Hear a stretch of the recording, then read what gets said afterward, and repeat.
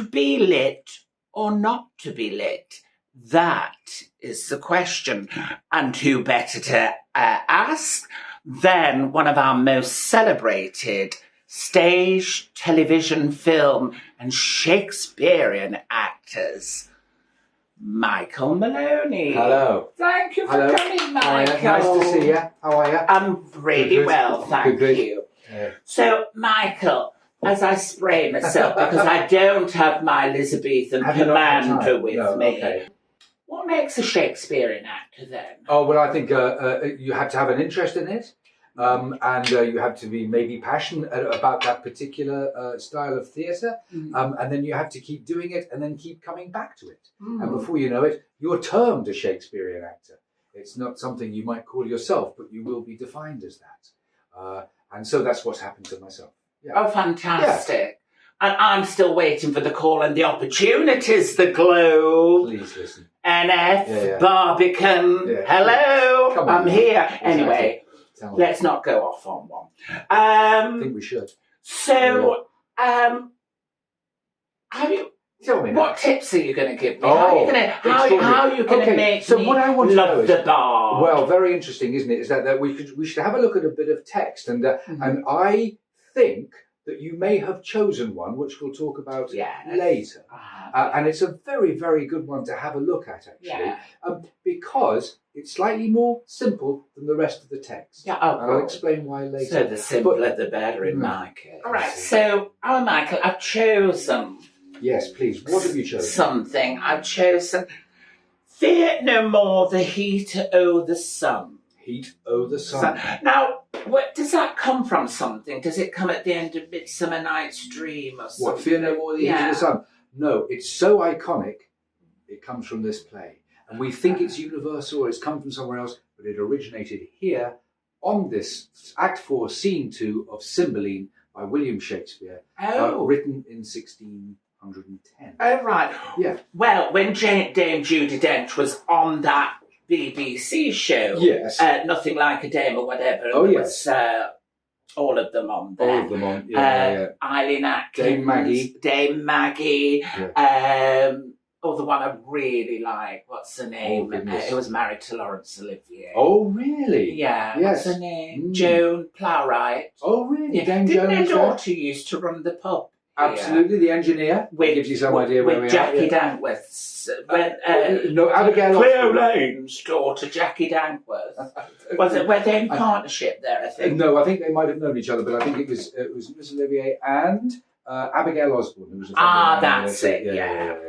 So, Dame Judy, she didn't mention that it was from Cymbeline, is it? Cymbeline, yes. So no, but did she say it nicely? She said it lovely. Does she show great promise? She really does. Another couple of years and she might get somewhere. Do you think? Promise. I think so. Yeah, I think so. Yeah, I think she might.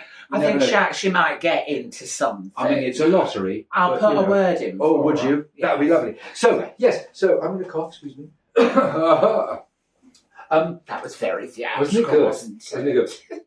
Now, listen, we're going to talk about a few things. First of all, would you say those first 4 or 5 lines there, that first verse? Okay. Fear no more the heat o' the sun, nor the furious winter's rages, though thy worldly task hast done.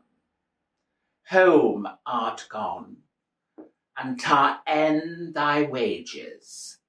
Golden lads and girls all must, as chimney sweepers come to dust. There you are, you see. Okay. So now I think somebody watching that would get an enormous amount of meaning from that already. And I think you've made a very, very good choice. And I tell you why. This is one of the more simple ones to be starting with because it is a song. Right. And a song is slightly shorter. Each line is slightly shorter than some of the other spoken word speeches, spoken word poetry that they use in other plays. This comes from a sophisticated play written later in his career, but we'll talk about more of that later on. Now, I'm going to say a couple of things. You went, fear no more the heat o' the sun. When when they put a little comma, apostrophe, excuse me, by the O, that means fear no more the heat of the sun. It's of. Fear no more the heat of the sun. And he's trying to make you go, just gloss over it, skim over it. Fear no more the heat of the sun. Right. Okay. So that's one. That's one. Nor the furious winter's rages. Thou, not though. Thou. Thou. I tell you a little tip. When you're doing Shakespeare, and someone says, "Thou must be a bit hot." That means which they always do. They always do. Thou art Trey's hot. They go. That means they're being very personal. They're being a bit intimate. But if he goes, "You must be hot," that's something else. Yeah. You know what I mean? So it's thou and you. That's what they use, and the French use it te, tu, and vous. It's the same sort of thing. Same thing. So that's what. Yeah. So what you're being is thou, thy word.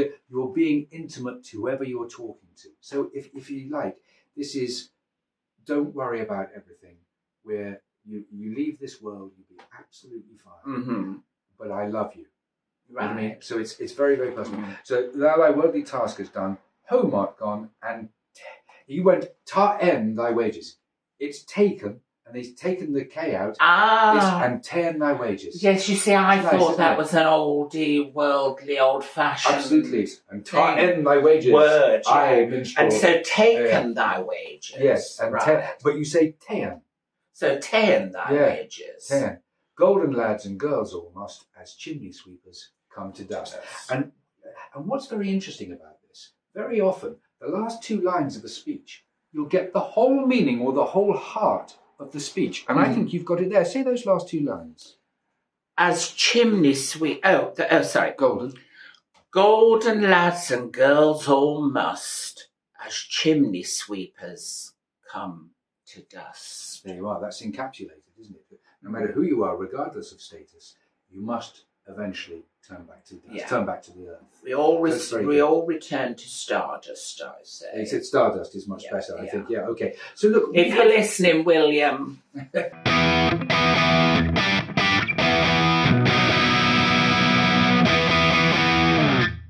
Now, I know you wanted to ask me about something, and it was called iambic pentameter. Yes, and I think this is a very interesting point, and we're always asked about iambic pentameter. Look out for the iambic pentameter. Respect the iambic pentameter, etc., etc. So, what it is an iambic pentameter is the pulse, the rhythm of the speech, and it goes in twos. It goes. Fear no more the heat of the sun, nor the furious winter's rages. Home thy worldly task has done, home art gone and ta'en thy wages. Golden lads and girls all must, as chimney sweepers, come to dust. The rhythm there was a bit tricky. Now, that's okay. What it is da da da da. And so if you're in a schoolroom, especially a Victorian schoolroom, you would be told to learn poetry and recite poetry like that. Chimney sweepers come to dust. Like that. And if you didn't, you got a rack across the hands and all that kind of thing. But what it is, can you think of anything else that has a rhythm like that? Well, I suppose in singing, you would. I mean, when I learn a lyric, I mean, you know, I did some... studying with Mary Hammond from the Royal College of Music there in Marylebone. She's on the list. And yes, she's preparing my voice when I played on Broadway. So in order to learn a lyric, you know, get it into the cognition, we did an iambic pentameter. That's so interesting. But I feel that this should just be a more natural rhythmic sort of flow. That's very, very interesting, isn't it? And the only reason that iambic pentameter has been invented was that someone needed to define what was going on. But in fact, this it's the heart. It's the heartbeat. That's you go with the rhythm of the heart. That's a revelation, isn't it? So we're going to look at the words, are we? We are going to look at the words, and we're going to look at specific words. And here's another thing that happens. What I've got here on my little phone is a copy of Shakespeare's Cymbeline, the song, Fear no more the heat of the sun, This was the most approved version by his stage management team 7 years after Shakespeare's death. Right. Printed in 1623. It's called the First Folio. Oh. And what they did was, and there's a bit of dispute about this, so it could easily be wrong, but what they did about was that it appears randomly through a sentence that certain words have capital letters. Okay. I think they were asking you to emphasize those words. Right. That's it. So now I think we're going to get our pencils. Okay. Get our pencils. Well, let me just get you these trays Oh, that Anne hello. Hathaway Look at left this. me. Oh, Anne, thank you. God bless her. She was always one for a bit of painting. That's lovely, isn't it? Yes. Yeah, lovely. Yes, in a spirit. Anne Hathaway and Clarice Cliff. What a partnership. Here we go. So now, listen, what we're going to do is we're going to look for, and I don't think you can pick this up, I'm not sure, we're going to look for capitalized letters. So here is the song. I'm going to show you in a minute, Lanah. And at the end of the sentence, fear no more, the heat of the sun is capitalized at the end. So now I think we ought to jump cut after having marked all the letters that are capitalized. Would that be all right? There we are. Okay, so before we go any further, please don't forget to like, subscribe, comment positively. Okay, thank you. Now let's get on with this. So, Michael. All right. So what we've done here, we've jump cut and we've marked out the words that have been capitalized by the writer in 1623. Okay. Now, peculiarly, did they run out of little letters in the printing press and put capitalized letters in instead? Because that's all they had. I don't think so, but that's a leading theory for someone. But I think what the writer has done in that day and age, has produced the equivalent of sheet music for actors and directors. Ah, interesting. And they do it with punctuation as well, but that's a whole other game which we'll gloss over. Right. But right now, as a little exercise, you were saying, was everybody educated to see this show? And we decided, no, probably not. But if you emphasize certain words, you can still tell a story. Right. So would you just say out loud quite clearly all the words that have got these new capital letters? Sun, sun, lads, girls, chimney sweepers, tyrants, oh great, tyrants, reed, oak, sceptre, learning, physic, lightning, thunder, stone, slander, censure, lovers,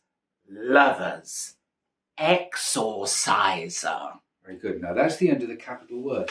Now I think because this is a song, that final verse only has exorciser in it, but I think the music would take over and take you on a different journey. Right. But if this was the spoken word, that would tell a story on its own. Yes, I think. Of course. So if you hadn't had the benefit of a fantastic classical education, you're going to get the key words. And a great example of this is Friends, Romans, Countrymen, let me orient.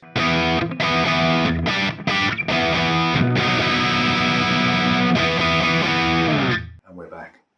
So, Lanah, I would like to hear you do a little bit of this, and I'm going to request that you just do the first verse and see what you can give us. Oh, absolutely. Oh, what happened? Wardrobe! You've been in while I've had my afternoon nap, have you? Okay, right. Fear no more the heat of the sun, nor the furious winter's rages. Thou thy worldly task hast done, home art gone, and ta'en thy wages. As chimney sweepers come to dust, no exorciser harm thee, nor no witchcraft charm thee. Ghost and laid forbear thee, nothing ill come near thee. Quiet consummation hath, and renowned be thy grave. So, our Michael, what... I know you're in the movie Belfast. That's right. At the moment. That's it. Is that Jim Broadbent, is he in? No, that's the Duke with Helen Mirren. Right. Oh, okay. So I'm getting them confused. Yes. Helen Mirren, huge, big fan of mine. Yeah.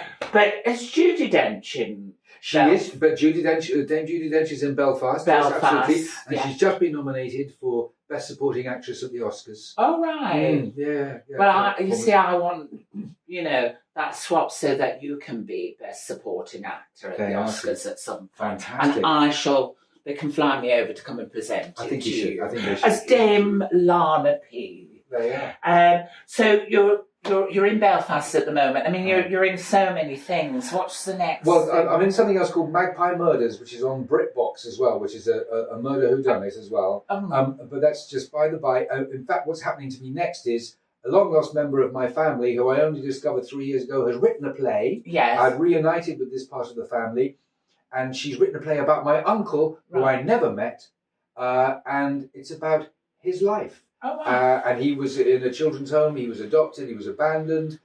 He became a hurricane pilot in the Second World War, a prisoner of war. Then he ended up in Bolivia, running a business and playing cards with Juan Perón. Oh, right. And then was commissioned, became an engineer, and was commissioned to do the sewage system for Haile Selassie. Oh. Yeah. And then ended up being the vicar at Lowestoft Prison. And so we're doing a one-night only, one-man show on the life of my uncle in Lowestoft. When is that then? March the 25th, 2022. All right. And what theatre? Now that I don't know, because they haven't told me yet, but there you are. Well, when you see this, book early to see our Michael in that, please. Yeah. So, Michael, fantastic. Thank you. Best of luck with everything. And thank you for bringing some love and luck into Lanah P Lit and Learning. Thank you very much for asking me. Okay, take care. Not too close.